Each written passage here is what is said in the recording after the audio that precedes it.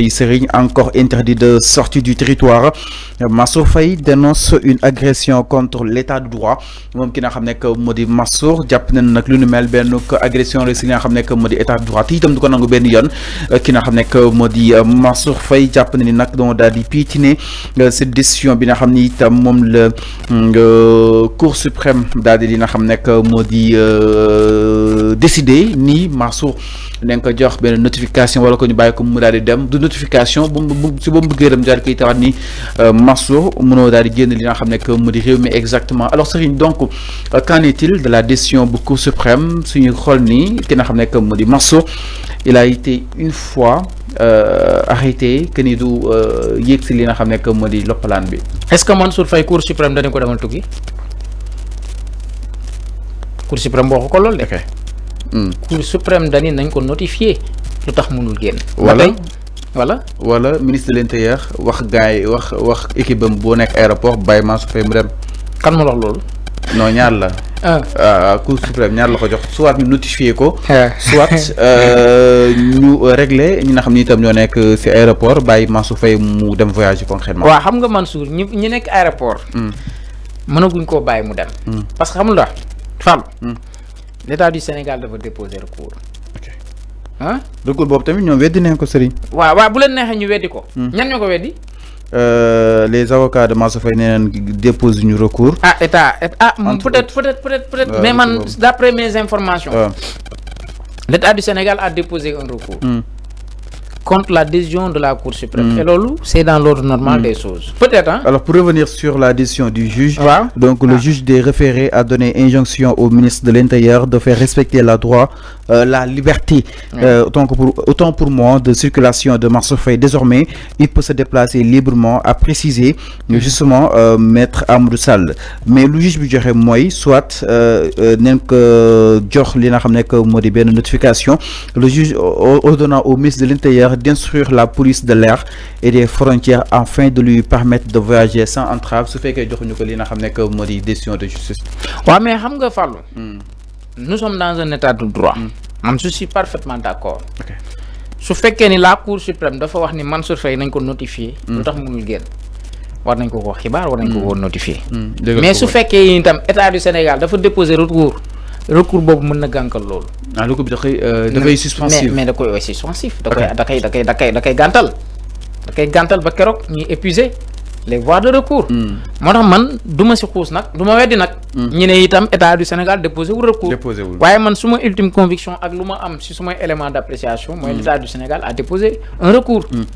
mais Serigne ki nga xam ne que moo di moom Mansour Faye bëgg génn li nga xam ne que mu di réew mi concrètement est-ce que jàppoon ni itam y a quelque chose qui cloche justement peut-être derrière cette décision bi nga xam ni itam la Mansour Faye bëgg a jël couteau waaw mais Mansour daf ma jaaxal. parce que boobu ba léegi mi ngi forcé. mais man nag dama jàpp ni day politique rek. waaw pour man politique bi day politique et puis bëgg na diaboliser ñi fi nekk wane ni nous ne sommes pas dans un état de droit, il y a une dictature parce que boo xoolee loolu la wax. Il y a une dictature qui s'installe de plus en plus. Voilà, il y a un gain politique cherché derrière. Parce que boo xoolee bi mu delluwaatee nee na aéroport loolu la njëkk a fësal. ci côté xibaar. mais daal jàpp naa ni daal ak lu mën a am itam bu fekkee ni justice abordé na cette question là que ñu notifier ko. Je suis parfaitement d'accord. mën nañ ko notifier mais s'il y a un recours aussi ba tey mënut a génn parce que xam nga tey autorité administrative yi nga xamante ni ñoom ñoo ko teree génn donte am nañ ci droit itam mais doo xam itam yan élément d'appréciation la ñu am ba tey ñu jël cette décision là waaw man daal jusqu'à preuve du contraire je crois véritablement à ce que l'État déposer un recours te que recours boobu. alors moom moo tax mënul génn. mais Serigne sànq yaa ngi ko doon wax que ni Mansour peut-être da nga bëgg a politiser ni état de droit dafa xaw a deltu li nga xam ne que mu di ginnaaw mais est-ce que l'État du Sénégal ne risque pas justement de tomber sur ce piège bu ki nga xam ne que mu di Mansour du point où que ni moom ki nga xam ne que mu di Mass ba tey moom mooy wax ak li nga xam ne moo di avocat du benn communication boo xam ne tam état bu Sénégal mu koy am ak li nga xam ne moo di les agents judiciaires déposé na recours waaw wala déet donc ba tey jii ñu bëri dañuy jàpp ni Mansour Faye donc tere mu dem te amuñu décision li nga xam ne moo di de justice exactement donc est-ce que Mansour nekkul di gagner des points sur l'état du Sénégal le fait que mu xaw a def pataaral tout le temps les avocats de Mansour ñoom ñooy wax ñoom ñooy ne l'État déposé wul li nga xam ne que mu di recours boobu ba tey dégguñu li nga xam ne que mu di les agents judiciaires concrètement. waaw mais lépp solo Fallou. xam nga mooy lan. notification bi lu war la. ok lu jaatu la. te am na loo xamante ni dans la démarche de Mansour Faye salué naa ko. mooy cette démarche républicaine là. mooy dem na saisir les juridictions pour excès de pouvoir. Cour suprême bi mu fa demee Cour suprême xamal na les autorités administratives ñu notifier ko lan moo tax mënta génn. loolu je suis parfaitement d'accord. C'est vrai État du Sénégal su communiqué wul nit ñi mun nañ jàpp ni. décision bi mu jël à l'endroit de Mansour Faye c'est une décision boo xamante ni teguwul fenn. Maintenant nag quand on est devant cette situation là wax dëgg yàlla on doit dañu war a intervenir d'une manière beaucoup plus républicaine. Parce que loolu laa xam. même bu fekkee ni tey ñoom autorité administrative yi am nañ sañ-sañ bi am nañ droit wu mën ko gàllankoor dem ak dikkam. mais nag loolu yëpp dafay tegu ci la nga xamante ni effectivement mooy xibaar yi nga xamante ni war nañ ko xibaar. man nag pour man qu'est-ce qui se passe réellement s'il y a des procédures enclenchées en son endroit. procédure boo xamante ni war nañ ko mën a yëgal. mais nañ ko xibaar. ñu informer ko xamal ko ni parce que loolu mooy yoon itam.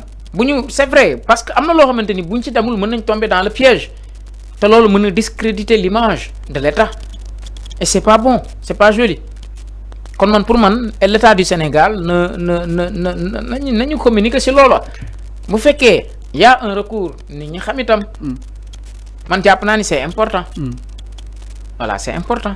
Alors mi ngi noonu par rapport ak mbiru ki nga xam ne que moo di Mansour Faye en tout cas askan wi nag booba tey ñi ngi nekk li nga xam ne que moo di en attente Mansour saa su nekk day daal di ñëw ak li nga xam ne que moo di ay révélation donc nag ñu daal di ñëw si li nga xam ne que moo di dernier message am laata ñu daal di tëj boobu li nga xam ne que moo di ponk donc ki nga xam ne que moo di Mass encore une fois mi ngi dalati si kaw ki nga xam ne que moo di Ousmane Sonko mu dafa mel ni Ousmane Sonko mooy adversaire am alors donc je cite ses propos moom ki nga xam ne que moo di Mons gravissime agression contre l'état de droit, ils ont osé, oui, ils ont osé franchir les limites. Je voudrais informer l'opinion nationale et internationale que j'ai été une nouvelle fois interdit d'embarquer dans le vol ce jour jeudi, le 10/4 mois 2025, malgré la mise en disposition de la notification de l'ordonnance de la Cour suprême numéro 12/2025, me rétablissant dans mes droits. Dans quel état sommes-nous? Qui peut nier aujourd'hui que la dictature